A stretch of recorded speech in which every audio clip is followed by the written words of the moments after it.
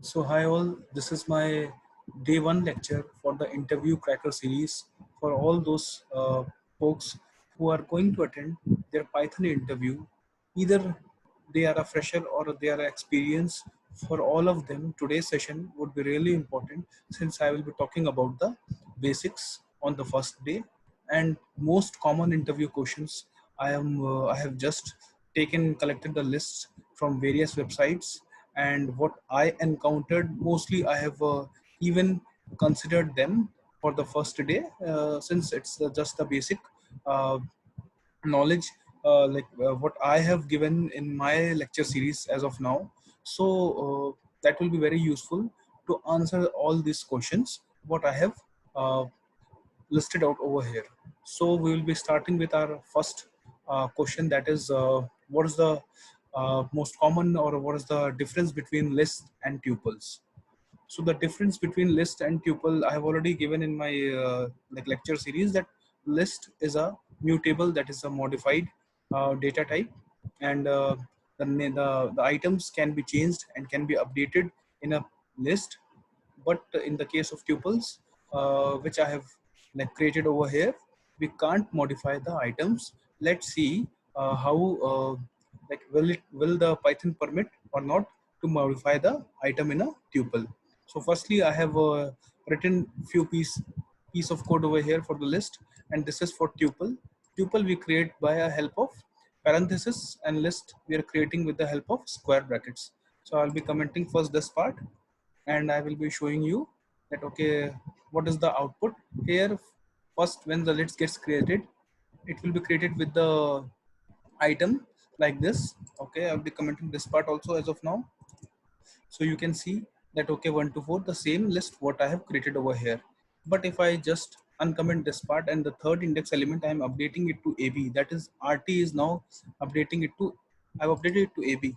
So you can see the item, the list got updated, and this is my new list with the modified value. Okay, I'll be commenting this part, and now I will be showing you uh, whether the tuple gets modified or not. So you can see the Python raises an error that tuple object does not support item assignment. That means tuples will not allow change of or extending or appending of the values. Okay, next question, concept of negative indexing. So here I will be showing you with an example that what is the concept of negative indexing. Negative indexing means here in a list, the first element, the index starts from 0 when we are considering it from left end, but from right end the index will be -1. So here this is the concept of negative indexing, and it will access as the last element. So in our list, as you can see, my last element is name is Rahul. Here also it got me the same result. Commenting this part, same I will check it for tuple and will show you the last element. So for our tuple, the last element is name. We got the output as name. So this is the concept of negative indexing. Hope you are clear with negative indexing and the difference between list and tuple. Now coming on to the next question, uh, how to convert a string into a lowercase, uppercase, capitalized, title, swap case format. So here I have a string like this, and suppose in some requirements we come across like we need to change the uh, full names or first name, last name, or even the email IDs into a totally lowercase or uppercase characters. So there are few methods already inbuilt in Python. So using that, we can convert it accordingly. Okay, so this is our first method where I'm converting all the string characters into a lowercase. So let's see what's the output. And yes, all the H, that is the H, W, P, N, B, R, all are converted into lowercase. Same is with uppercase. If you write uppercase, it will convert all the characters into uppercase, whether the character was originally be uppercase or not. It will convert all the characters into uppercase for the string. Now what is capitalize? Let's see what capitalize will do for us. It's a little bit different. It will just convert our first letter of the string to uppercase, that is H. Rest all the characters of the string would be in lowercase. So this is the method that capitalize does for us. Now what title does for us? Title will, what the title will do is, title will capitalize, that is it will make the first letter of all the words in capitals, like this. For all the words, the first letter, that is the initial letter, will be a capital or an else all the other words, all the other characters of that word will be in the smaller or lower case. So this is done by the title method. Okay, and last is swap case method. So what will swap case do? I will show you. Swap case will swap the lower to uppercase and upper to lower case for a string. That means the H will be converted into a lower case and E will be converted it into uppercase. Here also, like it will be converting all the upper cases to lower and lower to uppercase. Let's see how does it look. Yes, you can see ELLO, this all are converted into uppercase. Earlier it was into a lowercase. So these were the methods to convert the letters from lower to upper and capitalize or title. Okay, so even this problem you may encounter if you are going as a fresher. Now I will show you a difference between a break and continue statement while you are programming in loops. While you are working with loops, you will encounter some situations where you need to skip or you just need to come out of the loop if some operations or execution gets failed. So firstly, I will talk about break statement. What does break do? So break, what it will do is, it will like once it encounters the condition to be true written in a loop, what it will do is it will just uh, uh, it will break from the iteration and it will just come out of the loop. So in this case, I have written a for loop, and in for loop, what it is doing is, see, it is this is the incremental number, incremental character. That is, it will iterate for first item, then second and third. It's like that. Okay. So for I in range, range is a function. Range is a inbuilt method. What it will do is it selects the range of numbers starting from 0 till the number below, not inclusive of this. It will till that number, uh, it will uh, like list out. That means the if we write like a range of 7, then what it will do is it will select the numbers in itself from 0 to 6, and 6 will be inclusive but 7 will not be inclusive. Okay, so here what break statement will do for us is, for I, if it is 0, then it will print I. Okay, if it comes 1, it will print. Why? Because it will just pass, it will not break. For 2 also, 2 is not equal to 3, it will print the statement. So we are getting 0 1 2.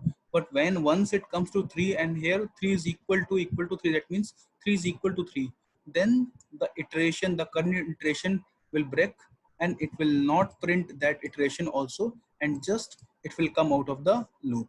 Okay, and even it will not continue with the next iteration. That's why the next statement, that is continue, comes into picture. And here we can write, if we suppose, firstly I will show you and execute that. Okay, what does it comes? Yes, you can see this is printing 0 1 2. Okay, now if I write over here, instead of break, if I write continue, so you can expect what it should come. See, so continue, what it does is it skips the current iteration and it will come out of the loop and go back again to the for loop for the next iteration. It will just come out of the current iteration for which the condition comes out to be true. Okay, so here it's the same execution. For 3 equal to 3, it will continue, it will come out, it will not print over here, and it will again go back to like the I for the fourth number to be selected. 4 is not equal to 3, it will print 4, and see the third, that is 3, is skipped over here in this print output. So this was the major difference between break and continue statement in Python. Okay, so this is our scenario where what we are getting is, suppose we create a dictionary and we need to list out all the keys or the values of that particular dictionary. So how we can do that? Uh, we can do that through a method that is dot keys for listing out the keys and dot values for listing out the values. So here if I do dictionary dct dot keys, we are getting all the key elements of that dictionary created. So these are the keys and these are the values associated with the keys. Simply if you write over here the method values, it will print all the values in a list format in that in the output, okay, for that particular dictionary. So this was listing out the keys and values for a dictionary. Next we'll be coming on to checking for any value or variable, like if it is alphanumeric. Is many a times for a email id to validate, we need to check that whether the particular string used or stored in a particular column, that is the email id column, whether that email id value is a alphanumeric or just a string. So for checking it that whether the email id is alphanumeric, what we can do is there is a method called dot is alnum. So using that we can check for that string or for that value that whether it is alphanumeric or not. So here I have created a string with the alphabets, with the numbers, with the special characters. Okay, 1 minute. With the special characters. So we will check that whether this comes out to be true or false. See here in this string, the output here as of now it is true. Why? Because I have not executed it. I'll be executing, and now the output comes as false since the special characters are present. See, for alphanumeric value, it should be only the alphabets and the numbers. So if I remove this and now I execute, then you can see that it comes out to be true. So special characters are not allowed, and it will validate as it will and the result will come as false for the expression or for the value where special characters are also present with alphabets and numbers. So dot is alnum will only check for numbers and alphabets, and if only these two are present, then only the output will come as true. Okay, so one more common interview question: how to reverse a list and print it. So here I have discussed two methods, two ways to do a reverse. So first is like, okay, I have created a list over here, and I've created a for loop where I have this is the incremental number, and this is the indexing way where we are selecting all the numbers starting from a 0th index to the last index, but the step size of -1. So the step size of minus 1 will tell the interpreter to start from the -1 index, and what it will do is the step size when it comes to -1, so it will be starting from here, it will go back to here. Firstly it will print 7, then 6, then like this. So if you do a shift enter, you can see it is printing like this. But suppose this is all the output are coming into different line. Suppose if you want to print the list in just in reverse, and it should the output should also come as list, then what you need to do is just there is a method called dot reverse. What you can do is just reverse, use this method, and you will be getting the output like this. So here the list is now reversed. So hope you are clear with this reverse method. Now the next is to return from a function. That is, it's a very common question. It's a very basic question, that how to return a particular value from a function. So this is a very simple function format in a Python. We use a def keyword. We'll write the name of the function. It can be any name, and then the values you are passing into it, and then returning accordingly. So this return is the keyword which will return the value, and this is I am calling the function name with the values passed inside it. So it will give us 17. Suppose if I just change the values, and now it came as 27. So this is how we can return from a function. Okay, so here I'm talking about taking the input from the end user, and then I'm returning the output. So how we can do that?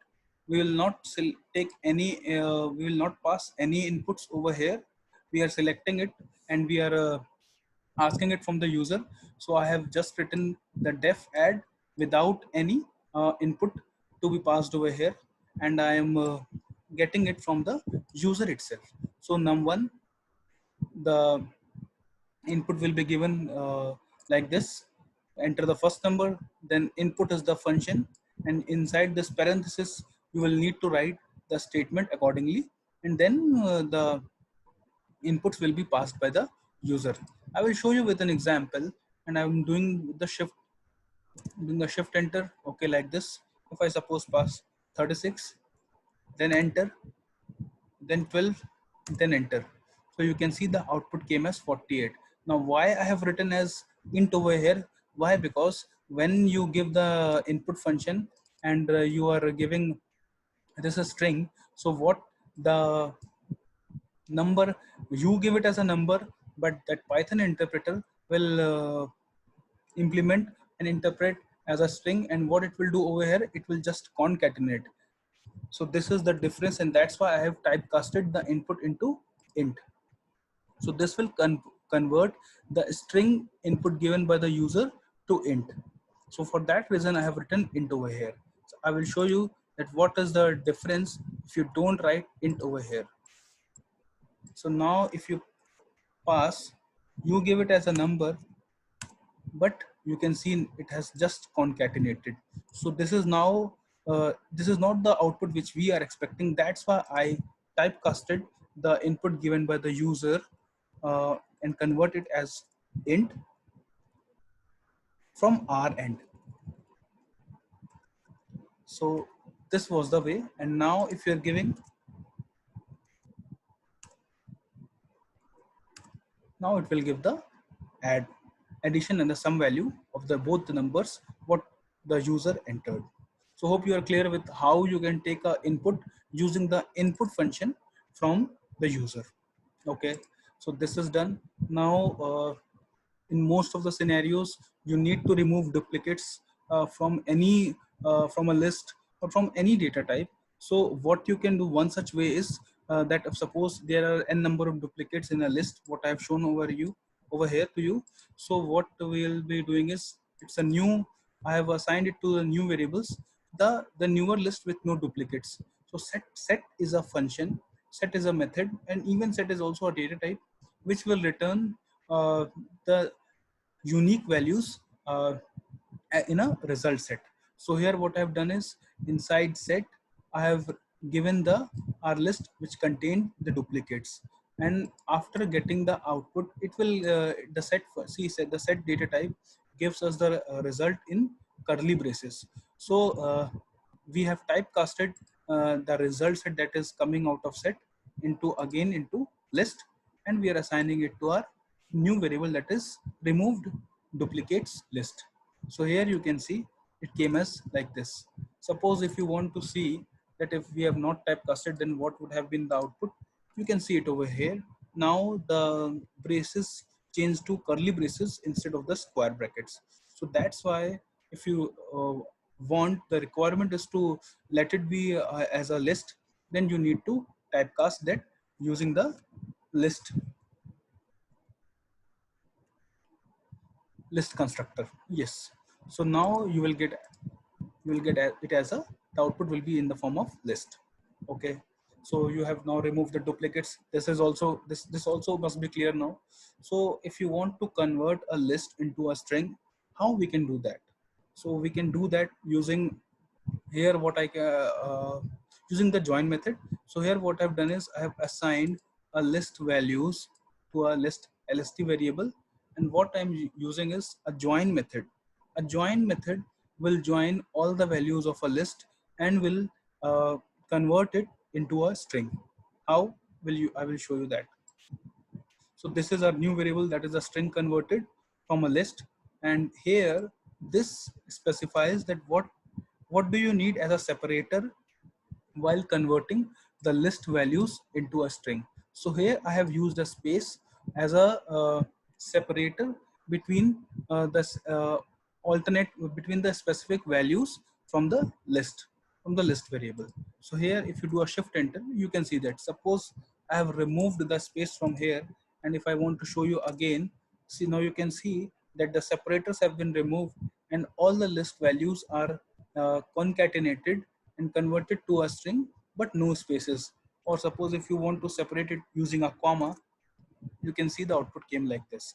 That's why I used a space, so that it should the output should come in a proper format and it should look like a string. Okay, so this in this through this way, from through the use of join method, you can convert a list into string. Hope you are clear with this question also. Okay, what really it's a very important question for even the beginners and sometimes experienced guys are also asked that okay, what is recursion in Python or in any general language, or you should know the concept of recursion. So when a function or a class or like when a method or when a function, suppose if I say by here example I'm showing you that okay, if suppose a function calls it itself, then uh, that term, that concept is known as recursion. So here I've created a function that is facto. I'm calculating the factorial of it, of any particular number passed uh, over here in the function that is n. You can provide any number, and with the if else clause I have calculated the factorial of it. So suppose if n is equal to 1 or n is equal to 0, then for obvious reasons the result, the factorial of that of the number 1 and 0 would be 1. Else for all the other numbers, what it will do is it will do the it will return the multiplication of the number itself, and then the decreasing number, uh, the decreasing numbers of it multiplying. And again what it is doing is the factorial of this number, it will calculate the factorial of n minus 1. Suppose if I give, I am passing over here 4, so here it will be like 4 into factorial of 4 minus 1, that is factorial of 3. So factorial of 3 will again go and it will do now 3 into 2, and again it will go for 2, and for it will here it will give us 2 into 1. So on its own behind the scene, what the factorial or the Python interpreter will do is 4 into 3 into 2, and it will give you the output as 24. Suppose if you want to check the factorial of 6, 720. Okay, so hope you are clear with the recursion term, recursion concept. So we'll be moving on to list comprehensions. Guys, really this is a very good concept and a good uh, coding practice to use list comprehension to show your coding skills, and to write the multiple lines of code into a single line. We use sometimes list comprehension. So what does a list comprehension do? So here suppose I encountered a scenario a long time ago, that to write a list comprehension to return the squares of a number, where the number should is ranging from 1 to 9, and we need the output in terms of list.